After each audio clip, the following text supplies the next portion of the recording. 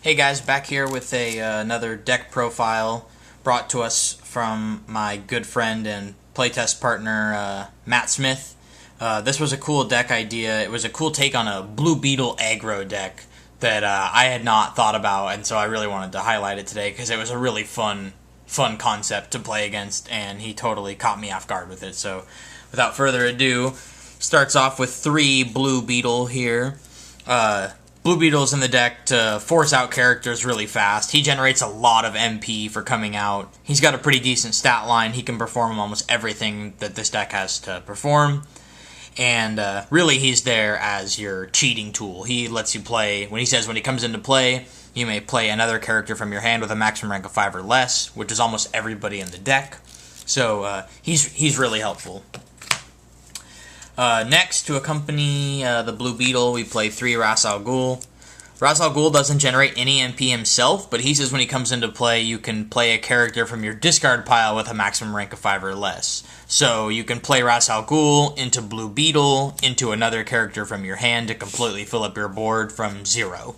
That's really one of the combos of the deck, is to, take out the entire board and then refill your board instantly because of a Ras Al Ghul and a Blue Beetle setup.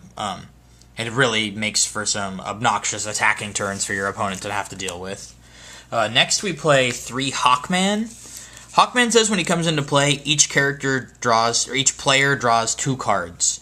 He gives you 3 MP, which is really nice. His maximum rank is 5 or less on both stats, so he can be cheated out by Blue Beetle, and he lets you draw into the important cards in your deck. He does let your opponent draw 2 cards too, which has its drawbacks, but as you'll see a little later, it's not the end of the world to let your opponent draw those cards. So, 3 Hawkman there. Next, he's running 3 Alfred the Butlers. Alfred says you can push him to search your deck for a character and place it in your hand, and then shuffle Alfred into your deck. He only gives you 1 MP for coming out, and he only has 1 strength. So there's I do play 1 strength card in this deck, so there is 1 battle card he can perform. But I am not 100% sold on Alfred quite yet. He does let you find your Blue Beetles and your Ras Al Ghuls if you're unable to for some reason, but I feel like this could be a different character with a maximum rank of 5 or less, but I think I need to play more games with this deck to figure out how necessary Alfred is. He seems a little slow, but he can be cheated out by Blue Beetle, so if you start a little slow, he does help you find the things that will speed up the game, so I guess he has a little bit of a place. Next we run 2 one-ofs here.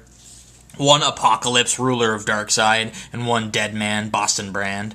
Deadman says when he comes into play, place a battle card from your discard pile into your hand.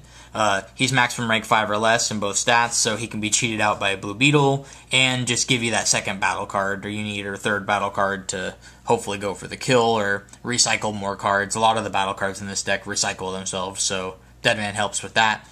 Darkseid says when he comes into play, your opponent discards a random card from their hand. This is really good when your opponent is getting down to a few cards, or even pretty early on.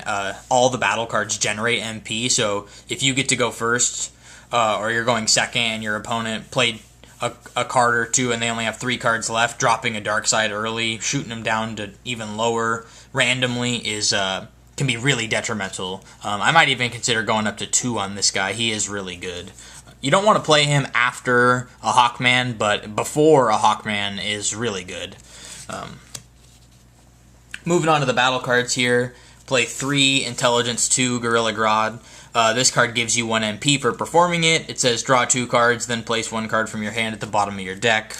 It's probably one of the best battle cards in the game. A lot of people can perform it because it's only a rank 2 intelligence attack, and it doesn't have to put a card in the discard pile. You just get to put any card from your hand on the bottom of your deck after you draw 2, and it gives you MP. It's a really good card. Next, we play 1 Intelligence 3. This one gives you 2 MP, and it says shuffle a character from your discard pile into your deck. So you can put those Ras Al Ghuls back late game, or the Blue Beetles back, or Darkseid, either way, whatever ones you need to reuse, this card lets you shuffle them back into the deck. Alongside it, you also play 2 of this Intelligence rank 3 that costs you 2, and it says search your discard pile for a battle card with a rank of 2 or less and put it into your hand. So this is part of that recycling strategy I told you about. You use your low-cost battle cards, then you play this to put them back in your hand to use again. It's a really nice little combo. You have ways to reuse this card too, so there's a lot of fun stuff you can do there. Next, you play 3 Intelligence 4. This is a 0 MP battle card, so it doesn't cost or gain anything. And it says search your deck for a battle card with a maximum rank of, or with a rank of 5, and place it in your hand. So you have to find a rank 5 battle card, but the deck plays quite a few and ways to put them back into the deck. So this just lets you keep fueling attacks with minimal cards, because you play this to find another card, to play it to get a different card. So 1 attack all of a sudden turns into 3 attacks. I really like this Intelligence rank 4. It's got to be a rank 5 you find, though. That's the only bummer.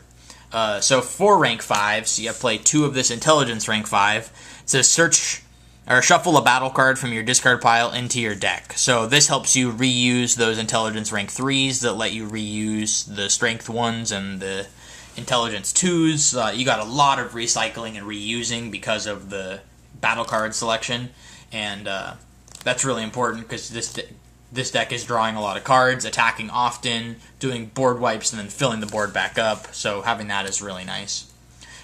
It also plays 1 of this Strength 5 card. This is also free to play, and it says if it's used on defense, which you can use very occasionally, KO all characters that performed a team attack. So if you're up against a Team Attack Nightwing deck, you can tutor for this and stop your opponent from trying to team attack you, because you can kill multiple characters with just 1 card. It is grabbable with the rank 4 Intelligence, so that's nice. It seems just kind of like just a single answer to team attacking if it ever happens. Lastly, you play 3 Strength 1. This card gives you 2 MP when you play it, and it says draw a card, discard a card. Almost everyone in the deck can perform this, including Alfred, so it is kind of something that even the Butler can get a victory point off of sometimes. It helps filter, put cards in the discard pile for your Deadman, for your Intelligence 3 attacks. A lot of cool stuff for discarding. It's not always bad, so this card's really nice. Moving on to events, lastly, you play 3 Birds of a Feather. This is a 1 MP. Each player draws 2 cards.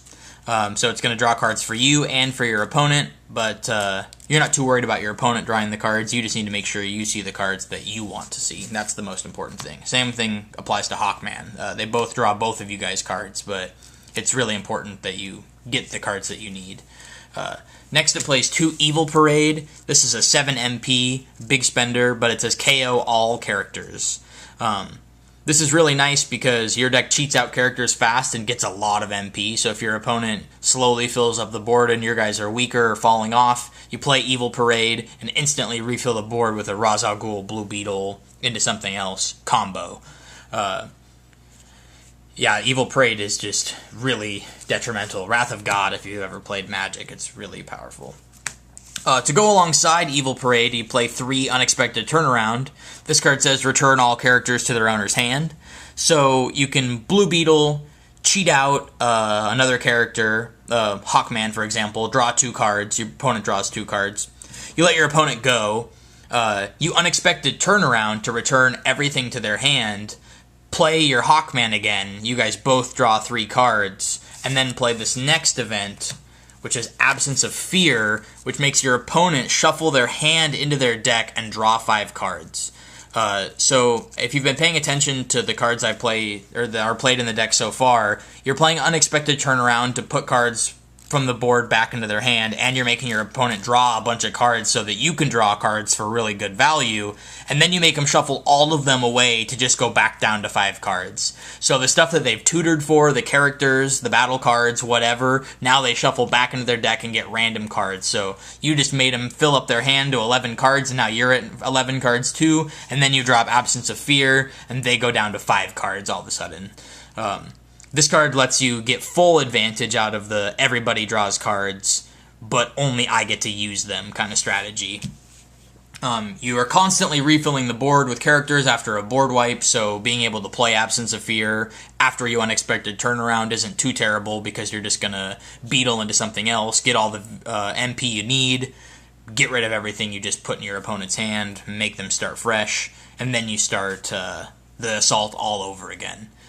The deck's pretty fun. I was not expecting to see Absence of Fear in the deck, but it's totally a game changer. I encourage you to try this deck out. It's really fun. Let me know what you think. Take care, guys.